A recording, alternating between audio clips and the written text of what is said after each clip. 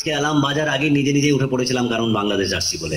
কোটা আন্দোলনের সমঝোতা করতে এবার বাংলাদেশের মাটিতে পা রাখলেন কলকাতা সুপারস্টার জিৎ। আজ দুপুরের সংবাদ মাধ্যমে জিৎ জানান, আমি কোনো রকম রাজনৈতিক বিষয় জড়াতে চাই না, তবুও আমার মনে হচ্ছে বাংলাদেশের বর্তমান পরিস্থিতিতে শিক্ষার্থীদের পাশে দাঁড়ানো আমার কর্তব্য। কেননা এর আগে বহুবার আমি বাংলাদেশে এসেছি, এদেশের মানুষ আমাকে যে পরিমাণ ভালোবাসা দিয়েছে সেখান থেকে আমার দায়িত্বটা বেড়ে গেছে। সবসময় ভালো লাগে বাংলাদেশে আসতে, বাংলাদেশের মানুষের সঙ্গে জুড়তে ভালো লাগে।